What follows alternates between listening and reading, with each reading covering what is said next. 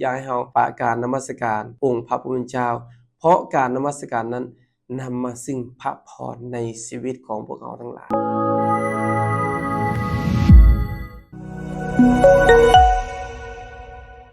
สบายดีพี่น้องทุกท่านยินดีต้อนรับพี่น้องเข้าสู่รายการ Hope Devotion มื้อนี้พบกับข้าพเจ้าสัจจคำฝนมณีจันดาพระคัมภีร์ที่จะมาหนุนใจพี่น้องในเช้าวันนี้ในพระคัมภีร์พระบัญญัติ2บทที่10ข้อที่12ข้อที่13บัดนี้ประชาชนอิสราเอลเอ๋ยจงฟังสิ่งที่องค์พระผู้เป็นเจ้าพระเจ้าของพวกเจ้าเรียกร้องต้องการจากพวกเจ้าคือจงนมัสการองค์พระผู้เป็นเจ้าพระเจ้าของพวกเจ้าและปฏิบัติทุกสิ่งที่พระองค์สั่งจงรักพระองค์และรับใช้องค์พระผู้เป็นเจ้าพระเจ้าของพวกเจ้าด้วยสุดใจของพวกเจ้าและจงเชื่อฟังกฎบัญญัติทุกข้อขององค์พระผู้เป็นเจ้าพระเจ้าของพวกเจ้าข้าพเจ้ากำลังมอบกฎบัญญัติเหล่านี้ให้พวกเจ้าในวันนี้สำหรับผลดีของพวกเจ้าในโอกาสนี้ให้พวกเราร่วมใจกันอธิษฐานด้วยกันสาธุการแด่พระราชบิดาเจ้าพระองค์เป็นพระเจ้าผู้ทรงประสนอยู่และพระองค์เป็นพระเจ้าจอมเจ้านายพระองค์เป็นพระเจ้าผู้ทรงสร้างและครอบครองเหนือทุกสิ่งพระองค์โมทนาขอบคุณพระเจ้าสำหรับเช้าวันนี้ขอพระเจ้าทรงนำลูกในการที่จะแบ่งปันพระคำของพระองค์ขอให้ทุกสิ่งได้รับการทรงนำพาที่มาจากพระองค์อธิษฐานในพระนามของพระเยซูคริสต์เจ้าอาเมนจากพระคำของพระเจ้าในเช้าวันนี้ข้าพเจ้าได้ใส่หัวข้อที่จะแบ่งปันและกำลังใจพี่น้องในหัวข้อ3สิ่งที่พระเจ้าต้องการ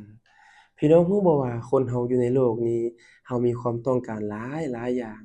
และความต้องการของพวกเฮานั้นก็บ่มีวันสิ้นสุดซึ่งสิ่งที่สำคัญนั้นก็คือปัจจัย4ซึ่งเฮาขาดสิ่งหนึ่งสิ่งใดบ่ได้แต่พี่น้องรู้บ่ว่าในพระเจ้านั้นพระองค์ต้องการแต่3สิ่งเท่านั้นจากผู้ที่เชื่อของพวกเฮาสิ่งแรกที่พระเจ้าต้องการนั้นก็คือให้เฮานี้นมัสการองค์พระผู้เป็นเจ้าเหมือนดังพระคำของพระองค์ที่ทรงกล่าวในพระบัญญัติ2บท10ข้อที่12นั้นเป็นหยังเฮาจึงต้องนมัสการองค์พระผู้เป็นเจ้าเพราะว่าเป็นคำสั่งขององค์พระผู้เป็นเจ้าที่สั่งไพพลของพระองค์ให้นมัสการพระองค์อยู่ในอพยพบทที่7ข้อที่16นั้นและก็อยู่ในเฮบเรอบทที่10ข้อ25พระเจ้าบอกเฮาอย่าปากการนมัสการเหมือนอย่างละคนที่เคยปากอยู่นั้นแต่จงหนุนใจกันและกันให้หลายขึ้นการนมัสการพระเจ้าจริงเป็นหัวใจที่สำคัญสำหรับผู้ที่เชื่อที่จะแสดงต่อองค์พระผู้เป็นเจ้าและนอกจากนี้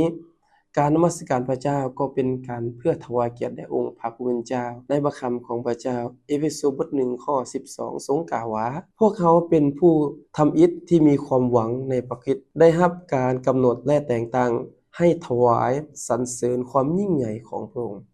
ฉะนั้นการนมัสการจึงเป็นสิ่งที่สำคัญยิ่งที่เราจะแสดงออกต่อองค์พระผู้เป็นเจ้าและพระเจ้าสร้างเรามานั้นก็เพื่อให้เรานี้ได้นมัสการองค์พระผู้เป็นเจ้าอันนี้เป็นประการที่1ประการที่2สิ่งที่พระเจ้าต้องการจากพวกเรานอกจากให้เรานี้นมัสการองค์พระผู้เป็นเจ้าแล้วพระเจ้าต้องการให้เรานี้รักพระเจ้าและรับใช้พระองค์ซึ่งอยู่ในข้อที่13ก่อพี่น้องที่รักในองค์พระเยซูคริสต์เจ้าเป็นหยังพระเจ้าจึงต้องการให้เรานี้รักพระเจ้าและรับใช้พระองค์และการที่เรารักพระเจ้านั้นเราต้องแสดงออกเป็นรูปธรรมบ่แม่นแสดงออกด้วยนามธรรม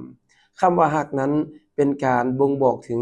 สิ่งใดสิ่งหนึ่งที่เราแสดงต่อองค์พระผู้เป็นเจ้าเช่นผู้ที่เชื่อในองค์พระผู้เป็นเจ้าแสดงออกด้วยการที่เรารักพระเจ้านั้นก็คือ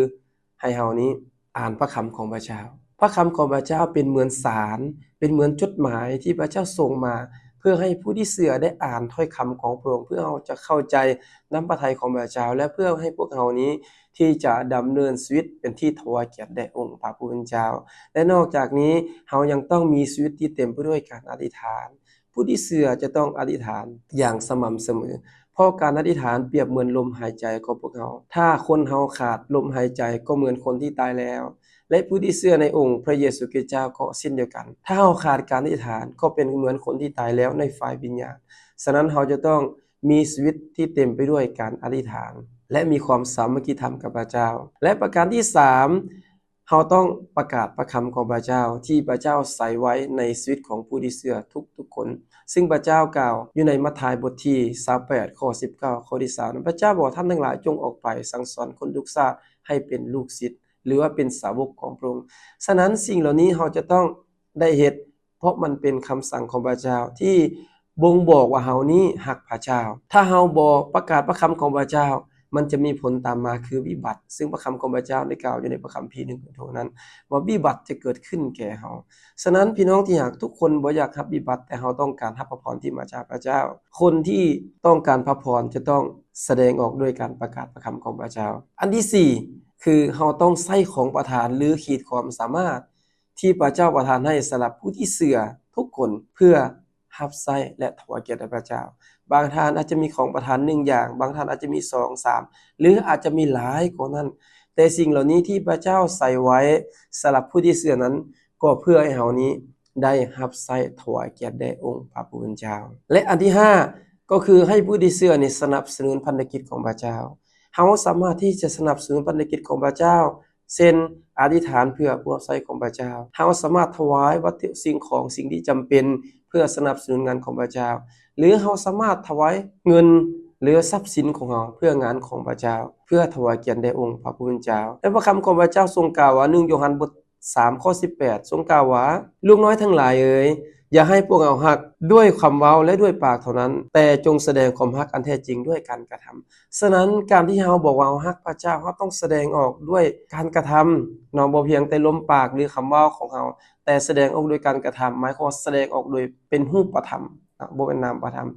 อันนี้พี่น้องที่อยากเป็นสิ่งที่2ที่พระเจ้าเรียกร้องจากเราก็คือให้เราฮักพระเจ้าและก็รับใช้พระองค์อันที่3ก็คือพระเจ้าต้องการให้เราเชื่อฟังกฎบัญญัติทุกๆข้อขององค์พระผู้เป็นเจ้าพระเจ้าของเราซึ่งอยู่ในข้อ13ข้อนั้นพระเจ้าต้องการให้เราเชื่อฟังกฎบัญญัติของพระเจ้าพี่น้องรู้ดีว่ากฎบัญญัติของพระเจ้าที่พระเจ้าให้ไว้สำหรับผู้ที่เชื่อของพระเจ้านั้นอยู่ในพระคัมภีร์อพยพบทที่20และพระเยซูก็รวบรวมบัญญัติ10ข้อนั้นเป็น2ข้ออยู่ในมัทธิวบทที่22ข้อที่37ถึง39ว่าจงรักองค์พระผู้เป็นเจ้าพระเจ้าของพวกเจ้าด้วยสุดใจสุดจิตสุดกำลังความคิดจงรักเพื่อนบ้านเหมือนรักตนเองฉะนั้น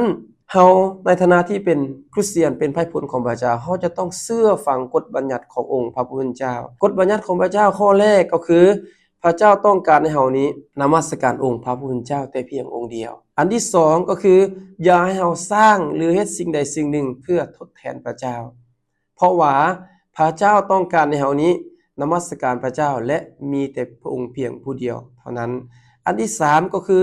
อย่าให้ใส่ชื่อพระเจ้าหรือออกพระนามของพระเจ้าอย่างบ่สมควรเพราะพระนามของพระเจ้าเป็นพระนามที่สูงส่งเป็นพระนามที่เฮาบ่สามารถที่จะกล่าวหรือว่าเว้าแบบลิ้นๆได้เพราะพระนามของพระเจ้าเป็นพระนามที่สมควรที่ได้รับความเคารพและยำเกรงอันที่4ก็คือจงนับถือหรือว่ารักษาวันซาบาโตพระเจ้าได้สถาปนาวันซาบาโตนี้ไว้เพื่อให้เฮาทั้งหลายผู้ที่เชื่อเข้าไปกราบไหว้นมัสการองค์พระผู้เป็นเจ้าฉะนั้นวันซาบาโตของคริสเตียนนั้นก็คือวันอาทิตย์พระเจ้าได้สถาปนาและตั้งไว้เพื่อให้เฮาทั้งหลายที่จะไปนมัสการพระเจ้าเพื่อพระเจ้าจะอวยพรไพร่พลของพระองค์และอันที่5คือจงนับถือพ่อแม่ของตนคำว่านับถือหมายถึงให้ความเคารพให้เกียรติแก่บิดามารดาของพวกเขาถึงว่าพ่อแม่ของพวกเขาจะเป็นคนที่เชื่อหรือบ่เชื่อก็ตามพระเจ้ายังเรียกร้องต้องการให้เฮานี้รักเพิ่นให้ความเคารพยำเกรงเพิ่นเพื่อผลดีในชีวิตของเราเพราะว่าคนที่รักและให้ความเคารพแก่พ่อแม่ของตนเองคนนั้นจะเป็นบุคคลที่ได้รับพรและพระเจ้าจะประทานให้เขามีอายุยืนยาวในแผ่นดินโลกนี้และข้อที่6ก็คืออย่าฆ่าคนฆ่าคนบ่ว่าจะเป็นด้วยการกระทำหรือคำเว้าก็ตามเพราะการฆ่าคนนี้บ่ได้มาจากพระเจ้าฉะนั้นไพร่พลของพระเจ้าจะต้องหลีกเลี่ยงจากสิ่งเหล่านี้เพื่อถวายเกียรติแด่องค์พระผู้เป็นเจ้าข้อที่7ก็คืออย่าลิ้นสู่ผัวเมียผู้อื่นถึงว่าเฮาจะเป็นคนโสดหรือจะเป็นคนแต่งงานก็แล้วแต่เฮาต้องสัตย์ซื่อต่อพระเจ้าสัตย์ซื่อต่อคู่ครองของถ้าเป็นคนโสดถ้าเฮามีความต้องการเฮาจะต้องอธิษฐานกับพระเจ้าให้พระเจ้าประทานคู่ประพรที่เหมาะสมสำหรับชีวิตของเฮาแต่ถ้าผู้ที่มีสามีมีภรรยาเฮาจะต้องสัตย์ซื่อต่อคู่ครองของเฮาบ่ว่าจะอยู่ในที่ลับลี้หรืออยู่บ่อนอื่นหรืออยู่บ่อนที่คู่ครองเฮาบ่เห็นเฮาก็จะต้องสัตย์ซื่อต่อเขาอันที่8ก็คืออย่าลักการลักนี่บ่แม่นอุปนิสัยหรือทัศนคติของคริสเตียนแต่การลักนี้มันเป็นส่วนหนึ่งที่มารซาตานได้หยิบยื่นเข้ามาในคนในโลกนี้ฉะนั้นเฮาเป็นไพร่พลของพระเจ้าเฮาจะบ่มีการลักเฮาจะบ่มีการลักถ้าบ่มีเฮาจะต้องอธิษฐานแสวงหาเฮาจะต้องซอกหา และอันที่9ก็คืออย่าเป็นพยานบ่จริงต่อสู้เพื่อนบ้านการเป็นพยานบ่จริงหรือการเว้าในสิ่งที่บ่ดีการเว้าใส่ร้ายป้ายสีนี่มันเป็นสิ่งหนึ่งที่พระเจ้ารังเกียจเป็นสิ่งหนึ่งที่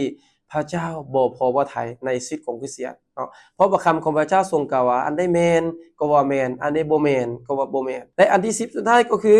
อย่าอยากได้เรือนศาลบ้านซองของคนอื่นพี่น้องที่รักเพราะว่าสิ่งที่ของที่เขามีนั้นเขาก็ซอกมาเนาะเขาก็แสวงหาฉะนั้นเฮาบ่ควรที่อยากได้ของคนอื่นถ้าเฮาอยากได้เฮาต้องซอกเฮาต้องแสวงหาเฮาต้องอธิษฐานกับพระเจ้าเพื่อพระเจ้าจะประทานสิ่งนั้นสำหรับพวกเฮาเช่นเดียวกันและเป็นหยังพวกเฮาจะต้องเชื่อฟังกฎบัญญัติขององค์พระผู้เป็นเจ้าพี่น้องรู้บ่ว่า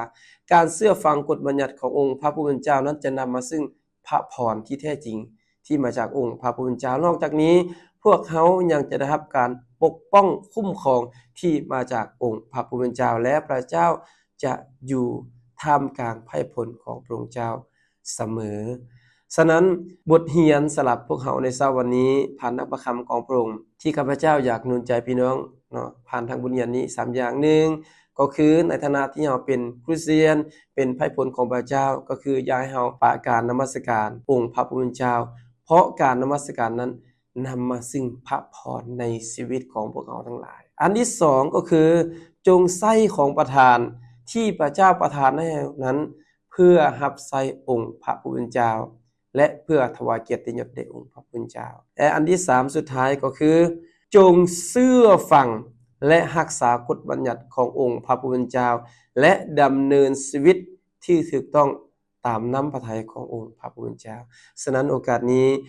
เราจะร่วมใจกันอธิษฐานด้วยกันสาธุการแด่พระราชบิดาเจ้าพระองค์เป็นพระเจ้าผู้ทรงประสนอยู่พระลูกขอบคุณพระองค์สำหรับถ้อยคำของพระเจ้าที่พระองค์ประทานให้กับลูกทั้งหลายในเช้าวันนี้เป็นพระคำที่หนุนใจพระลูกให้พระลูกเห็นถึงความประสงค์และความต้องการของพระเจ้าที่พระเจ้าปรารถนาให้ไพร่พลของพระองค์ที่จะแสดงออกต่อองค์พระผู้เป็นเจ้าคือจงนมัสการองค์พระผู้เป็นเจ้าจงรักพระองค์รับใช้พระองค์และเชื่อฟังถ้อยคำของพระเจ้าเพื่อพระลูกจะถวายเกียรติยศแด่องค์พระผู้เป็นเจ้าฉะนั้นพระลูกจึงร่วมใจกันอธิษฐานด้วยความเชื่อในพระนามของพระเยซูคริสต์เจ้าอาเมนและพบกันใหม่ในโอกาสหน้าพระเจ้าอวยพรพี่น้องก็สามารถเป็นส่วนหนึ่งในการผลิตรายการต่างๆของพวกเราได้ด้วยการกดไลค์กดแชร์กด Subscribe อธิษฐานเพื่อและถวายทรัพย์เพื่อสนับสนุนพันธกิจของพระเจ้าเพื่อเฮ็ดให้ถ้อยคำของพระเจ้าไปถึงทุกคนขอให้พระเจ้าอวยพรพี่น้อง